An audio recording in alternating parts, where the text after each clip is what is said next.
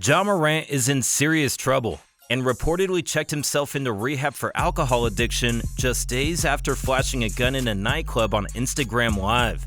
The young star has the skills, the swagger, and the charisma to be one of the best players in the world. But as the saying goes, with great power comes great responsibility, and Ja Morant is about to learn that lesson the hard way. For a long time, there has been speculation about whether Ja surrounds himself with a group of yes men. However, this debate reached new heights when Ja was on Instagram Live, recording himself chugging a bottle of Hennessy on a private plane filled with friends and family on their way to the All-Star weekend. Shockingly, no one warned him or tried to stop him, and the whole situation was bizarre. Many people have questioned whether Morant's inner circle truly cares about him or if they're simply enabling his reckless behavior. And suddenly, in a span of a few days, Ja's stupidity outdid itself and reached its boiling point when he was suspended for a minimum of 2 games because of the gun flashing incident. The past month has been really bad for Morant, and let's break down the events that have taken place. After Memphis beat the Pacers on January 29th, things immediately took a turn for the worse. According to reports, several employees in the arena claimed that members of Morant's inner circle put them in a very uncomfortable situation. They allegedly confronted the employees rather aggressively, and it ended with someone driving by in a slow-moving black SUV with Ja Morant among those inside, and someone shining a menacing red laser on the staffers. They feared the possibility that it was a gun, and the whole situation was very unsettling. The NBA quickly stepped in to investigate the incident and, in the end, cleared Morant and his friends of the situation. But this bizarre and alarming incident has raised some questions about the nature of Morant's relationships and what type of people he's around. However, this was only the tip of the iceberg. On March 1st, the Washington Post released a huge story that left the NBA world in disbelief. The story reported that Ja was allegedly involved in not one, but 2 different entanglements in July last year. The first situation involved Morant knocking down a teenager during a pickup basketball game outside his house. But the story didn't end there. It went on to claim that Ja eventually grabbed a gun and flashed it at the young boy. Jim Tanner, Ja's agent, was quick to deny the claims and said that every claim involving a gun had been fully looked into and could not be proven.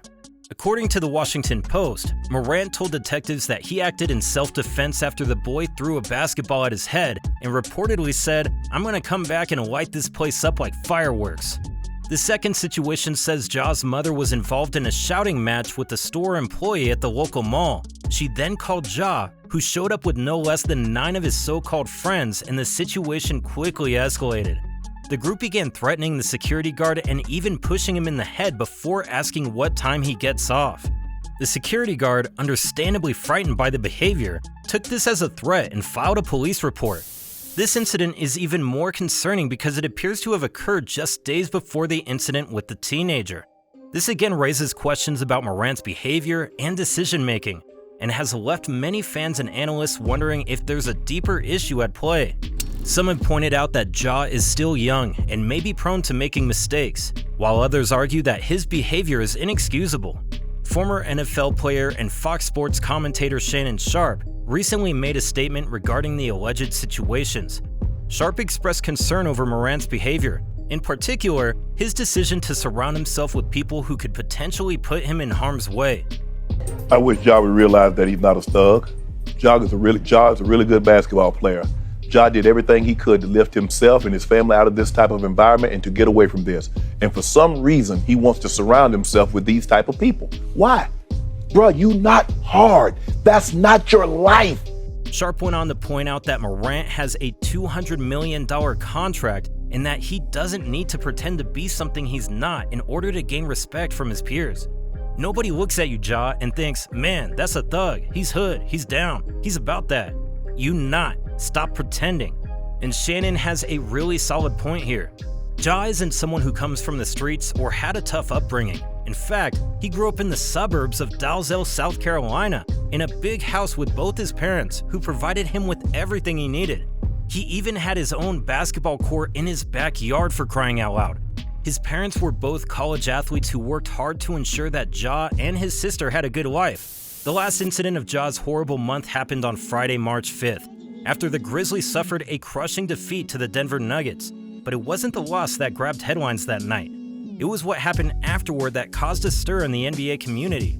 Ja decided to hit up a club with some of his friends, and as the night progressed, he hopped on Instagram Live in the early hours of Saturday morning to document his wild night out. But what caught everyone's attention was the fact that an obviously drunk Morant was seen flaunting a gun in the video. It was a shocking revelation that left many fans and critics in disbelief. And given the rumors still circulating about the alleged incident where he flashed a gun at the teenager, it's safe to say that Ja's recent video should put all doubts to rest. The fact that he even had a weapon inside a nightclub should raise some serious concerns about himself and the people he surrounds himself with. The NBA was quick to investigate the video, and within hours, they announced that Morant would be suspended for at least 2 games. However, Ja's absence from the Memphis Grizzlies is set to continue. According to Steve Franklin, a self-proclaimed sports analyst and Yale graduate, the All-Star has reportedly entered rehab to address his issues with alcohol. Franklin's Twitter post suggests that Morant's addiction has worsened this season, and he may not return to the team anytime soon.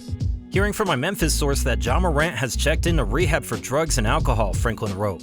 He will be gone for more than 2 games, possibly the whole season. Apparently, his alcohol addiction has been getting worse this year. The Grizzlies head coach Taylor Jenkins has not provided any information on if or when Ja would return. Meanwhile, the NBA and the Glendale Police Department are conducting investigations into the gun video controversy. If found guilty, Ja could be in serious trouble with both the NBA and, even worse, the legal system. And Memphis has recently suffered its 3rd consecutive loss, dropping to 3rd place in the already stacked Western Conference. With Ja out indefinitely, the Grizzlies not only lose their best player, but also their team leader.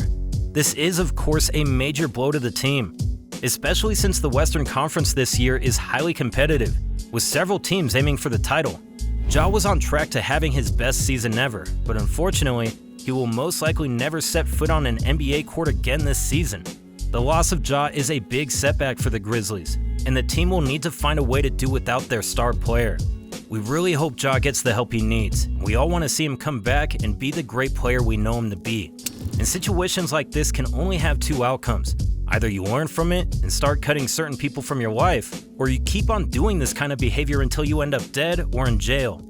Hopefully, he makes the right decision.